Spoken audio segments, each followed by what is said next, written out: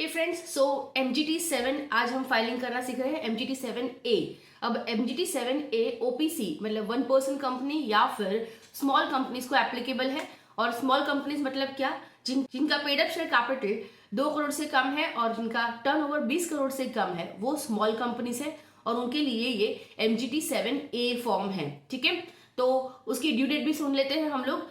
Normally within 60 days from the date of annual general meeting file करना होता है। और एनुअल जनरल मीटिंग की भी ड्यू डेट दी गई है कंपनीज एक्ट में, जो होती है आपका फाइनेंशियल ईयर जब भी एंड होता है उसके विदिन 6 मंथ्स आपको करनी होती है। मतलब within 30th September of the next financial year पहले आपको एजीएम कर लेनी होती है। तो अगर आप 30th सितंबर को भी एजीएम करते हैं तो उसके अगर कैलकुलेट करें 60 डेज तो 29 नवंबर से पहले आपको MGT 7A फॉर्म फाइल कर देना होता है। तो चलिए देखते हैं, अभी आपके पास उसके लिए ज्यादा टाइम नहीं बचा है इस साल में, तो आप देख लीजिए। अगर अभी भी आपका पेंडिंग है ये फाइलिंग करना तो आप फाइल कीजिए और इसको समझ के देख के फाइल कीजिएगा। ठीक है, चलिए MGT 7A फॉर्म के लिए आपको गूगल पे MCA21 सर्च करना है।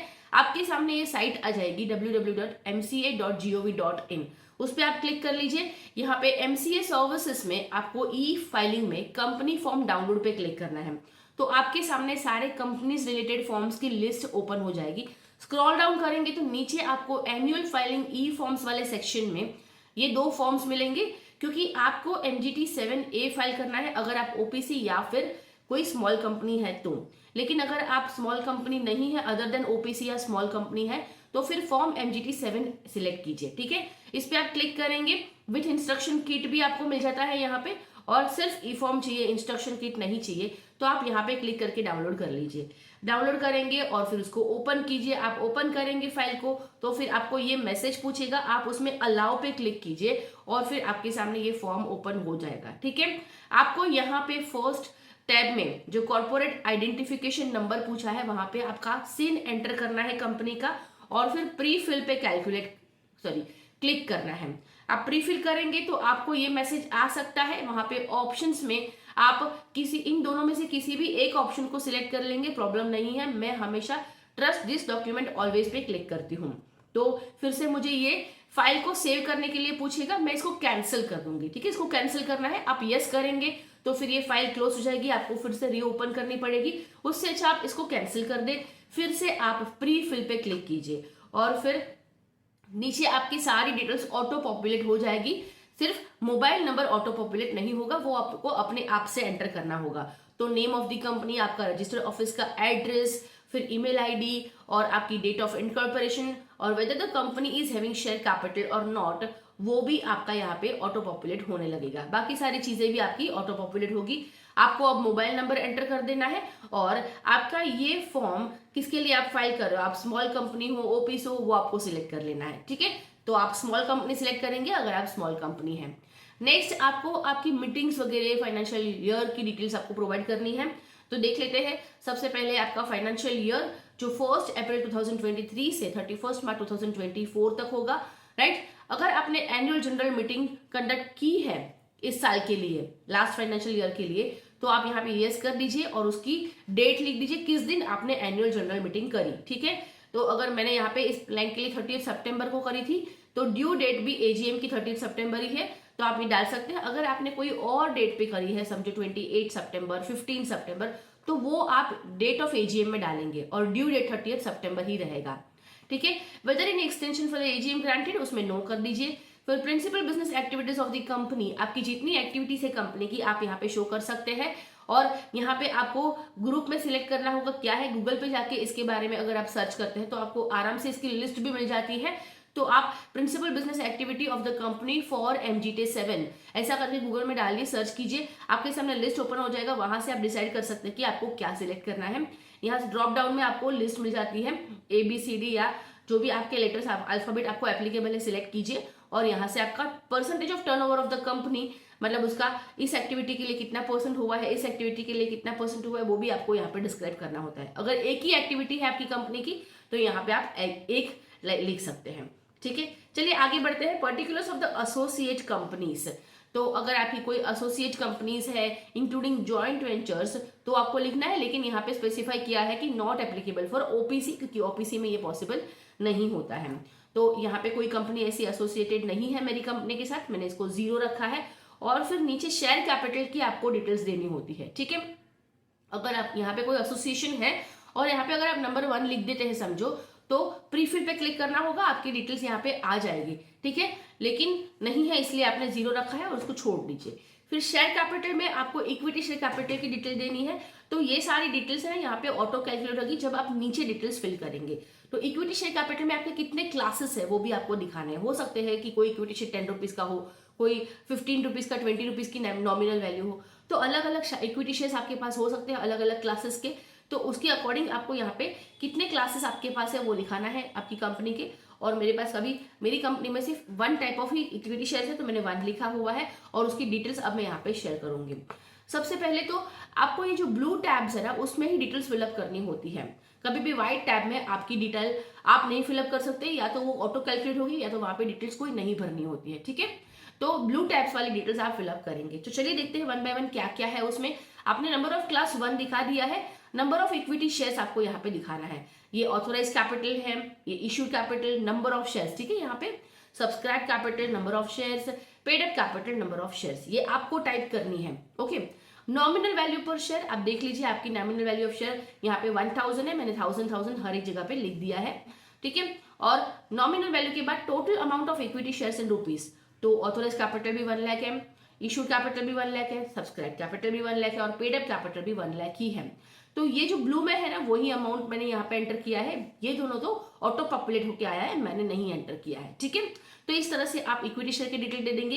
नीचे आपको प्रेफरेंस शेयर कैपिटल की भी डिटेल्स प्रोवाइड करनी है। सेम आपको यहाँ पे दिखाना है नंबर ऑफ क्लासेस और ये सारी डिटेल प्रोवाइड करनी है। यहाँ पे इस कंपनी का प्रेफरेंस शेयर नहीं है तो मैं डिटेल फिलअप नहीं कर रही हूँ, लेकिन आपने जैसे इक्विटी शेयर में एंटर किया वैसे ही आप यहाँ पे भी प्रोवाइड करेंगे डिटेल्स प्रेफरेंस शेयर के लिए, ठीक है। फिर यहाँ पे आप लिखेंगे unclassified share capital not applicable for OPC, तो ये सिर्फ स्मॉल कंपनीज के लिए है। ऐसा कोई अनक्लासिफाइड शेयर कैपिटल है तो आप यहाँ पे डिटेल डालेंगे, उसको 1 लिख देंगे, 2 लिखेंगे जितना है। अगर नहीं है तो आप इसको 0 रखिए, मोस्टली नहीं होता है 0 करके रख दीजिए, ठीक है। फिर आपको ब्रेकअप देना है पेड अप शेयर कैपिटल का, ठीक है। ये भी एप्लीकेबल नहीं है ओपीसी के लिए। वैसे तो ओपीसी के लिए बहुत सारी चीजें एप्लीकेबल नहीं है, इसमें तो ओपीसी के लिए फॉर्म बहुत ही सिंपल बन जाता है। चलिए देखते हैं यहाँ पे हम क्या लिखेंगे। वैसे भी फिर भी, और यहाँ पे भी आपको जो ब्लू टैब्स में है ना वो सारी डिटेल प्रोवाइड करनी है। ब्लू में अगर आपका कोई अमाउंट नहीं भी है तो आपको वहां पे 0 मेंशन करना है, लेकिन उसको ब्लैंक नहीं छोड़ना है, ठीक है। तो at the beginning of the year आपके कितने नंबर ऑफ शेयर्स थे, इक्विटी शेयर्स की डिटेल है ये, ठीक है। तो at the beginning of the year आपके जितने शेयर्स थे वो आपको यहाँ पे लिखना है। टोटल अमाउंट कितना है नॉमिनल का, फिर टोटल पेड अप अमाउंट कितना है वो लिखना है। प्रीमियम अमाउंट आप यहाँ पे एंटर नहीं कर सकते हैं, ठीक है, वो अपने आप ऑटो कैलकुलेट होके आता है। फिर इसमें से अगर आपने ड्यूरिंग द ईयर कोई शेयर्स इशू किए हुए हैं तो उसकी डिटेल भी यहाँ पे लिखनी है। इशू बाय पब्लिक इशू था, राइट इशू था, बोनस इशू था, क्या था, वो सारी डिटेल भी आपको यहाँ पे प्रोवाइड करनी होती है, ठीक है। तो यहाँ पे हम देखेंगे at the beginning of the year मेरे नंबर ऑफ शेयर्स 100 थे, उसकी total nominal value 1 lakh, paid up amount 1 lakh, और बाकी ड्यूरिंग द ईयर मैंने ऐसा कोई शेयर इशू नहीं किया है तो सब में मैंने 0 डाल के रखा हुआ है। और यहाँ पे स्पेशली आपको अदर स्पेसिफाई में भी ये पहले 0 एंटर करना है और उसके बाद आप यहाँ पे नॉट एप्लीकेबल एंटर कर दीजिए अगर ऐसा कोई डिटेल आपको यहाँ पे प्रोवाइड नहीं करना है तो, ठीक है। तो पहले आप नॉट एप्लीकेबल लिखेंगे तो पॉसिबल नहीं होगा, आपको पहले यहाँ पे अमाउंट या फिर 0 एंटर करना होगा, उसके बाद ही आप यहाँ पे ये टैब पे एंटर कर पाओगे जो भी आपको लिखना है, ठीक है, स्पेसिफिकेशन में। सिमिलरली यहाँ पे भी डिक्रीज ड्यूरिंग द ईयर, अगर आपने शेयर को डिक्रीज किया है बाय बैक या फिर शेयर फोरफिचर या फिर reduction of the share capital तो वो भी डिटेल आपको यहाँ पे प्रोवाइड करनी होगी। और उसमें भी अगर अदर्स में आप 0 डाल रहे हैं तो पहले आप 0 लिख दीजिए और फिर यहाँ पे नॉट एप्लीकेबल लिखिएगा, ओके। चलिए आगे बढ़ते हैं। एंड ऑफ द ईयर आपको यहाँ पे ऑटो टोटल हो जाएगा। फिर प्रेफरेंस शेयर्स के लिए भी आपको सेम ब्रेकअप देना होगा।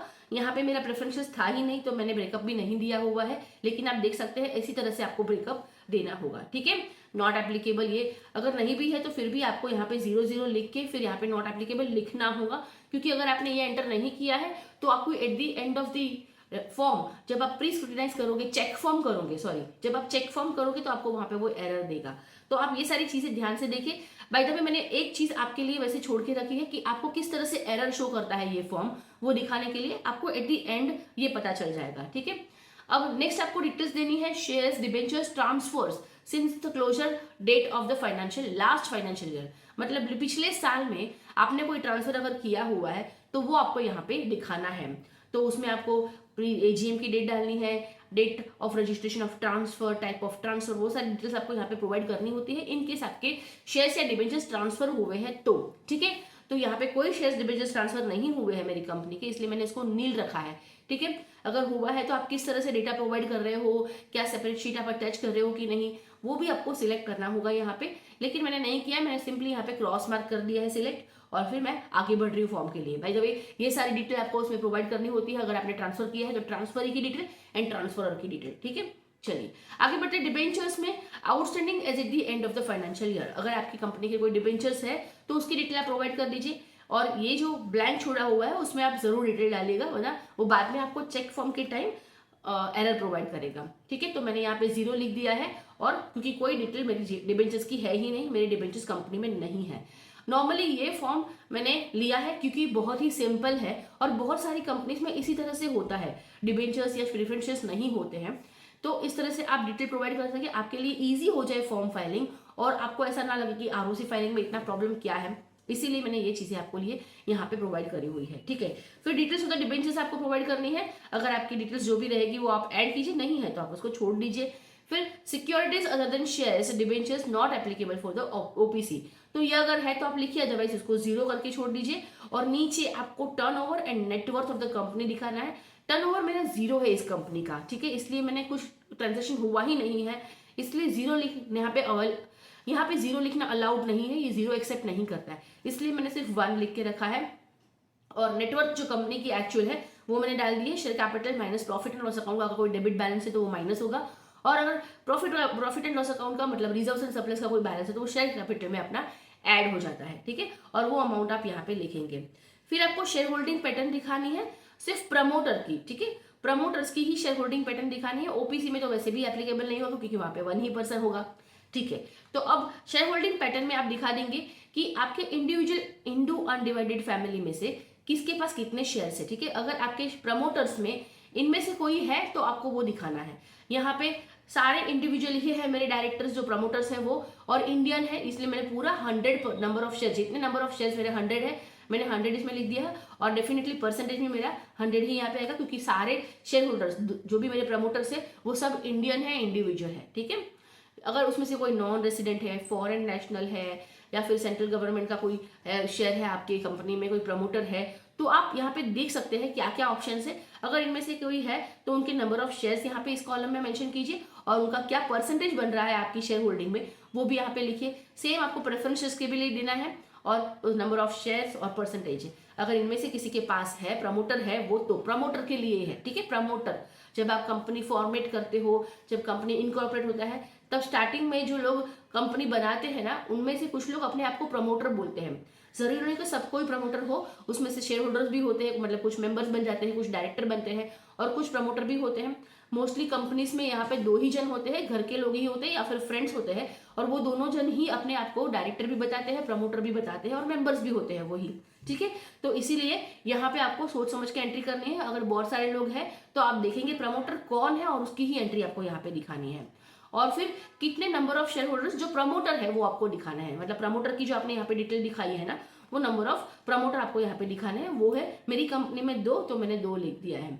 ठीक है, फिर आपको यहाँ पे share holding pattern public other than promoters, जो प्रमोटर नहीं है उनके अलावा अगर कोई शेयर होल्डिंग आपके पास मेंबर्स है आपकी कंपनी में, तो आप उसकी डिटेल प्रोवाइड करेंगे। यहाँ पे मेरी कंपनी में ऐसा कोई पर्सन नहीं है जो प्रमोटर ना हो और शेयर होल्डर हो सिर्फ, या फिर मतलब मेंबर हो। ठीक है, तो मैंने उसको 0 रख के रखा है, और total number of share holders भी 0 कर दिया है। तो अभी आप देखेंगे total number of share holders other than promoters भी वो 0 कर दिया है मैंने, क्योंकि कोई है ही नहीं। अगर आपके पास है कंपनी में तो आप उसका नंबर डालेंगे, और ये ऑटो टोटल होके यहाँ पे आ जाएगा total number of share holders, promoters public other than promoters. ठीक है, तो ये टोटल होके आ जाएगा। मेरे अभी 2 ही है तो यहाँ पे 2 शो हो रहा है। फिर नेक्स्ट है आपकी number of promoters, members, debenture holders. आपको टोटल नंबर प्रमोटर्स का, मेंबर्स का और डिबेंचर होल्डर्स का प्रोवाइड करना है at the beginning of the year, eight the end of the year. ठीक है, तो मेरे यहाँ पे सिर्फ प्रमोटर्स 2 है, मेंबर्स अदर देन प्रमोटर का कोई नहीं है, और डिबेंचर होल्डर्स भी कोई नहीं है। और eight the end of the year same मेरा स्टेटस है, तो मैंने वही अमाउंट डाल दिया है। नेक्स्ट आपका meeting of the members, class of the members, board committee of the board of the directors. तो मीटिंग्स के बारे में बताना है। सबसे पहला आपका कौन सा मीटिंग है, ये मीटिंग है members class requisition, CLB, NCLT, code convent meeting. तो यहाँ पे आपकी मेंबर्स की मीटिंग के बारे में बात हो रही है। तो पूरे साल में आपने मेंबर्स की जितनी भी मीटिंग की है वो आपको यहाँ पे प्रोवाइड करनी है। मेंबर मतलब कि शेयर होल्डर्स की, डायरेक्टर्स बोर्ड मीटिंग नहीं, ठीक है, सिर्फ शेयर होल्डर्स मतलब कि मेंबर्स की मीटिंग। तो एक तो मीटिंग कंफर्म होती है हमारी एनुअल जनरल मीटिंग, तो वो तो होनी ही है। उसके अलावा भी आपने कोई मीटिंग अगर की है, EGM या ऐसी कोई मीटिंग, तो आप यहाँ पे दिखा सकते हो, ठीक है। तो मैंने यहाँ पे एक ही दिखा है क्योंकि एक ही मीटिंग हुई थी लास्ट ईयर में और उसकी डेट वगैरह आपको देनी है। AGM मैंने लिखा हुआ है, कब कंडक्ट हुई थी, तो लास्ट ईयर में, मतलब ड्यूरिंग द फाइनेंशियल ईयर 5 सितंबर 2023 में मैंने ये मीटिंग कंडक्ट करी थी। कितने मेंबर्स है, किन्होंने अटेंड किया था और कितने परसेंटेज ऑफ जिन्होंने अटेंड किया था उसकी शेयर होल्डिंग में कितना परसेंटेज शेयर है वो हमने यहाँ पे दिखाया हुआ है, ठीक है, टोटल शेयर। तो 2 लोगों ने अटेंड किया था और दोनों का मिला के 100% शेयर है। इसलिए अगर समझो यहाँ पे एक जन ने अटेंड किया था और उनकी शेयर होल्डिंग समझो 50%, तो आपको यहाँ पे 50 दिखानी है। लेकिन एक जन तो मीटिंग कर नहीं सकता, मतलब यहाँ पे मोर देन 2 डायरेक्टर्स या प्रमोटर्स या मेंबर्स है और वो लोग AGM कर रहे हैं, तो उस टाइम पे आपको यहाँ पे देखना है कि यहाँ पे अगर आप 2 जन अटेंड कर रहे हैं और 3 मेंबर्स है, तो फिर यहाँ पे जितना परसेंटेज उनका बन रहा है शेयर होल्डिंग का उतना ही लिखना है, आपको 100 आग बन करके नहीं लिखना है। और सब लोगों ने अटेंड किया है तो डेफिनेटली 100% शेयर होल्डिंग आ जाएगी, ठीक है। फिर बोर्ड मीटिंग की डिटेल देनी है, कितनी बोर्ड मीटिंग आपने ड्यूरिंग द ईयर कंडक्ट करी है। मिनिमम 4 तो आपकी होनी ही चाहिए क्योंकि कंपनीज एक्ट में रूल्स है, बोर्ड मीटिंग कंडक्ट करने के भी टाइम लिमिट्स दिए गए हैं, गैप दिए हैं कि कितने टाइम पे आपको बोर्ड मीटिंग कंडक्ट करनी है कंपलसरी। तो इन हिसाब से हम लोग नॉर्मली 4 मीटिंग तो मिनिमम कंडक्ट करते ही हैं, ठीक है। और उन 4 मीटिंग की आपको डेट, कितने डायरेक्टर्स ने मीटिंग अटेंड करी थी, फिर यहाँ पे नहीं sorry total number of directors as on the date of, कितने डायरेक्टर्स थे जिस दिन मीटिंग करी वो, कितने डायरेक्टर कंपनी में है, फिर उसमें से कितने लोगों ने अटेंड करी और परसेंटेज ऑफ अटेंडेंस आपको यहाँ पे शो करना है, ठीक है। तो मैंने ये सारी डेट डाल दी, नंबर ऑफ डायरेक्टर्स डाल दिए और यहाँ पे 100% ये दिखा दिया है, ठीक है। 4 मीटिंग मैंने लिखा हुआ है इसलिए यहाँ पे 4 टैब आ गए। अगर आपने 6 मीटिंग करी हुई है तो यहाँ पे 6 लिख दीजिए, आपके लिए और भी दोनों 2 नीचे रो ऐड हो जाएगी, ठीक है। नेक्स्ट है आपका attendance of the directors. Attendance of the directors, आपके जितने डायरेक्टर्स है उनका डीन आपको नेम लिखना है, कितनी मीटिंग हुई थी 4, उसमें से कितनी अटेंड करी उन लोग ने। समझो ये फर्स्ट डायरेक्टर जो है उसने 4 बोर्ड मीटिंग करी और चारों अटेंड करी हुई है, तो उसकी कितनी परसेंटेज हो रही है 100%। फिर कमेटी मीटिंग तो कोई हुई ही नहीं तो मैंने 0 लिख दिया। और फिर क्या इस डायरेक्टर ने AGM अटेंड करी थी, येस, नो और नॉट एप्लीकेबल सिलेक्ट करना है इसको ड्रॉप डाउन लिस्ट से, तो आप सिलेक्ट कर लीजिए। अगर अटेंड करी है तो यस कर दीजिए, नहीं करी तो नो लिख दीजिए, ठीक है। फिर रेम्यूनरेशन ऑफ डायरेक्टर्स, अगर आपकी कंपनी में रेम्यूनरेशन पे किया हुआ है तो आप फिर उसका ब्रेकअप इस तरह से यहाँ पे देंगे, number of managing director, whole time directors and manager whose remuneration details to be entered. तो इनमें से किसी को आपने रेम्यूनरेशन पे किया है तो आप यहाँ पे उनका नंबर लिखिए पहले। तो समझो आपकी कंपनी में ऐसे 2 डायरेक्टर है जो मैनेजिंग डायरेक्टर है और होल टाइम डायरेक्टर, उनको रेम्यूनरेशन आपने पे किया है, ठीक है, रेम्यूनरेशन पे किया है तभी आपको यहाँ पे एंटर करना है। तो यहाँ पे 2 लिख दीजिए, तो अकॉर्डिंगली आपकी यहाँ पे रो ऐड हो जाएगी और फिर आप सबकी डिटेल्स यहाँ पे प्रोवाइड कर दीजिए। या फिर अगर इनमें से कोई डायरेक्टर नहीं है, इसके अलावा कोई डायरेक्टर है जिसको आपने रेम्यूनरेशन पे किया है तो उसका नंबर यहाँ पे लिख दीजिए और यहाँ पे अकॉर्डिंगली रो ऐड हो जाएगी, आपको उसकी डिटेल यहाँ पे प्रोवाइड करनी है। मेरी कंपनी में मैंने किसी को रेम्यूनरेशन पे नहीं किया था इसलिए मैंने यहाँ पे नील पे सिलेक्ट कर लिया है, क्रॉस कर दिया है, तो अब मुझे इसकी डिटेल प्रोवाइड करनी नहीं है, ठीक है। नेक्स्ट है matters related to the certification of compliance and disclosure. तो ये एक इंपॉर्टेंट पॉइंट है, whether the company has made compliances and disclosure in respect of applicable provisions of the Companies Act 2013 during the year। इसको आप yes करेंगे, no give the reason। अगर आप no करेंगे तो रीजन भी आपको यहाँ पे प्रोवाइड करना पड़ेगा, ठीक है। तो आप चेक कीजिए, इसको yes ही करना है क्योंकि डेफिनेटली आप सारे कंप्लायंसेस फॉलो कर ही रहे हैं। पेनल्टी एंड पनिशमेंट में आपको देखना है कि अगर आप पे कोई पेनल्टी, आपकी कंपनी पे, डायरेक्टर्स पे, ऑफिसर्स पे कोई पेनल्टी है तो उसकी डिटेल आपको प्रोवाइड करनी होगी, अदरवाइज नील कर लीजिए। अगर आपके कंपाउंडिंग ऑफ ऑफेंसेस का भी आपका कोई है कुछ डिटेल्स तो वो आप प्रोवाइड कर दीजिए यहाँ पे, अदरवाइज नील पे आप क्लिक कर दीजिए, ठीक है। तो मैंने यहाँ पे सबको नील किया हुआ है। अब फाइनली आपको डिक्लेरेशन देना है और यहाँ पे आपकी जो बोर्ड मीटिंग हुई है, बोर्ड मीटिंग की आपको रेजोल्यूशन लिखनी है और डेट लिखनी है, ठीक है। AGM के पहले आपकी एक बोर्ड मीटिंग होती है और उसमें डिसाइड होता है कि हम AGM किस दिन करेंगे और AGM के क्या का आपका एजेंडा होगा ना, वो भी बोर्ड मीटिंग में मोस्टली डिसाइड हो जाता है और उसमें ही डिस्क्लोज कर देते हैं।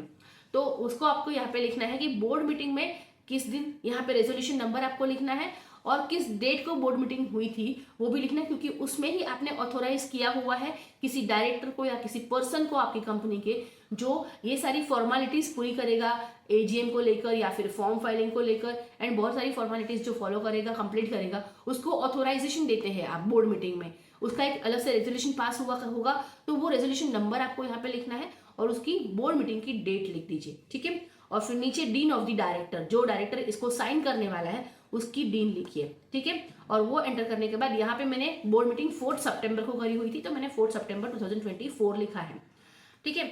और उसके बाद आपको यहाँ पे कुछ डॉक्यूमेंट्स अटैच करने होंगे। डॉक्यूमेंट अटैचमेंट में आपको एक तो लिस्ट ऑफ शेयर होल्डर्स देना है, अगर डिबेंचर होल्डर्स है तो उसकी भी लिस्ट आपको अटैच करनी है, तो ये एक ही पेज में साथ में बना लेंगे और यहाँ पे अटैच पे क्लिक करके उसको अटैच कर देंगे। और दूसरा होता है लिस्ट ऑफ डायरेक्टर्स, तो वो यहाँ पे आपको अटैच करना है, अटैच पे क्लिक करेंगे, लिस्ट ऑफ डायरेक्टर्स भी आप अटैच कर देंगे।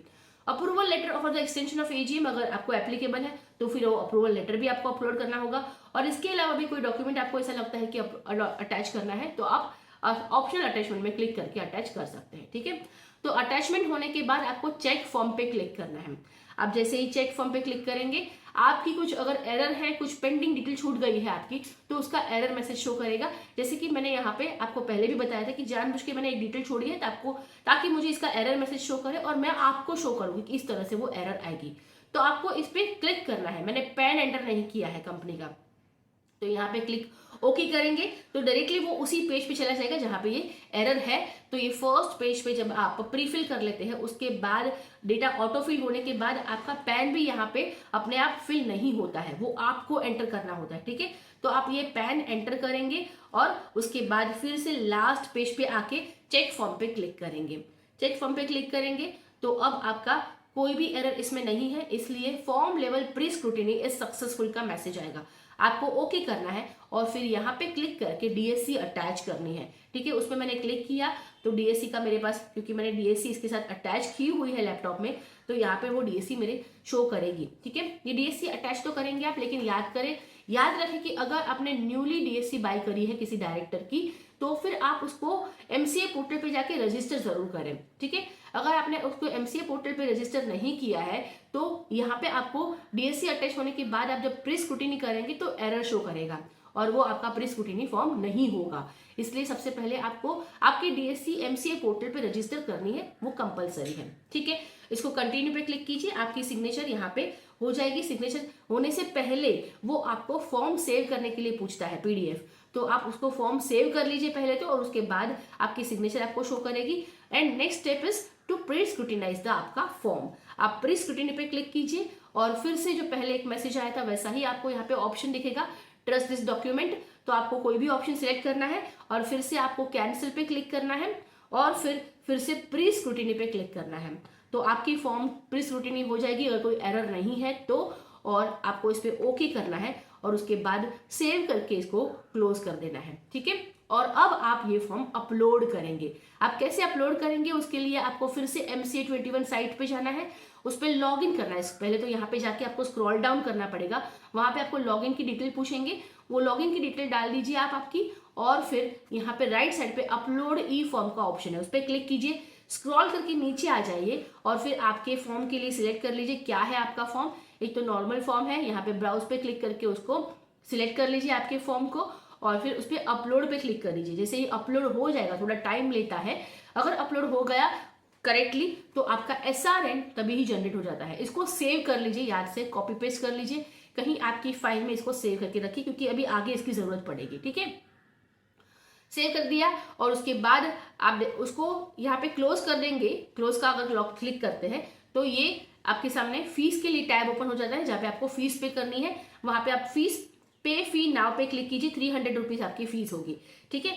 तो उस पर क्लिक करेंगे, आपके सामने पेमेंट के ऑप्शंस आ जाएंगे, आप अपना पेमेंट का ऑप्शन सिलेक्ट कर लीजिए और नीचे आई एक्सेप्ट पे क्लिक कर दीजिए। तो फिर आपका पेमेंट टैब ओपन हो जाएगा, वहां से आप पेमेंट कर दीजिए। पेमेंट के बाद आपको ये पहले तो स्क्रीन शो करेगी और थोड़ी देर के बाद आप इसमें से लॉग आउट हो जाओगे। ये पक्का होता ही है सबके साथ, तो लॉग आउट नहीं हुए तो बेहतर है, अगर हो गए तो प्रॉब्लम नहीं है, लॉग आउट हो गया तो आपको ये मैसेज शो करेगा। जब मैंने फाइल किया तो मेरा तो यहाँ से लॉग आउट हो गया था, ठीक है, तो फिर से आप उसी साइट पे आएंगे, एमसीए सर्विस पे क्लिक करेंगे और ट्रैक पेमेंट स्टेटस पे क्लिक करेंगे, क्योंकि अभी तक आपको बस चालान की कॉपी नहीं है और आपको चालान की कॉपी चाहिए। पेमेंट तो आपने कर दिया, राइट, लेकिन चालान की कॉपी अभी तक आपके पास नहीं आई है, तो आपको वहां पे क्लिक करना है, चालान नंबर एंटर करके सबमिट कीजिए, तो आपको यहाँ पे स्टेटस शो करेगा कि आपने पे कर दिया है और इसकी कॉपी आप यहाँ से डाउनलोड कर सकते हैं। तो इस पर क्लिक कर लीजिए और आपके सामने ये कॉपी आ जाएगी, आप डाउनलोड करके उसको चेक कर लीजिए और आपका पेमेंट हो गया है। MGT 7A रिलेटेड कोई क्वेरीज है तो मुझे कमेंट सेक्शन में जरूर पूछिए या फिर मेरा टेलीग्राम ग्रुप ज्वाइन कर लीजिए, जहां पे हम क्वेरीज डिस्कस करते रहते हैं। अगर वीडियो अच्छी लगी तो लाइक कीजिए, लोगों तक शेयर करें ताकि वो भी अपना MGT 7A जो इतना सिंपल है वो अपने आप ही फाइल कर सके। चैनल को सब्सक्राइब कीजिए, इससे मुझे मोटिवेशन मिलता है, क्योंकि वीडियो देखने में होती है 15-20 मिनट्स की, लेकिन बनाने के पीछे बहुत से एफर्ट्स लगते हैं। तो आपका एक लाइक, शेयर या सब्सक्रिप्शन हमें और मोटिवेट करता है कि आपके लिए ऐसे ही और हेल्पफुल वीडियोस बनाते जाएं। Thank you so much.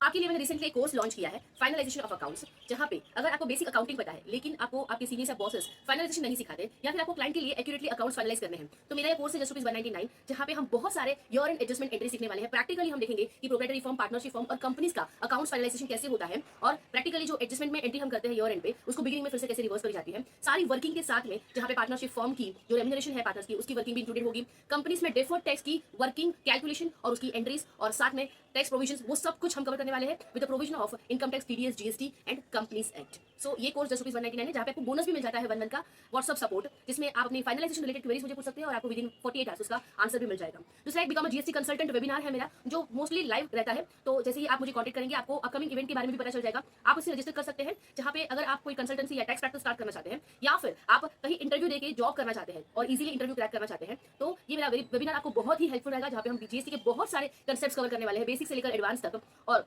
साथ में एज अ बोनस आपको कैसे क्लाइंट को अप्रोच करना है, कैसे उनको कन्वर्ट करना है, कितनी फीस कोट करनी है, कैसे उसको रिटेन करेंगे, उन सब की ट्रेनिंग प्रोवाइड कर दी जाएगी। और अगर आप इंटरव्यू देना चाहते हैं तो कैसे इंटरव्यू के लिए प्रिपेयर करेंगे, GST रिलेटेड ऐसे कौन से क्वेश्चन आपको इंटरव्यू में पूछे जा सकते हैं, कैसे उसको आंसर करना है, वो सब भी ट्रेनिंग आपको एज अ बोनस प्रोवाइड कर दी जाएगी। और 1 मंथ का व्हाट्सएप सपोर्ट, जहां पे 1 मंथ में आप GST रिलेटेड क्वेरीज आपकी पूछ सकते हैं मुझे व्हाट्सएप पे, आपको विदिन 48 आवर्स उसका आंसर मिलेगा। और भी बोनसेस है जो आप स्क्रीन पे देख सकते हैं, जिसकी टोटल वैल्यू मोर देन 15,000 है, लेकिन ये वेबिनार जस्ट ₹199 है। सो एनरोल और रजिस्टर करने के लिए आप नीचे दी गई हुई लिंक में क्लिक कीजिए, मुझे मैसेज कीजिए, आपको कोर्स या वेबिनार की सारी डिटेल्स मिल जाएगी और वहां से आप उसको एनरोल या रजिस्टर कर सकते हैं। Thank you so much.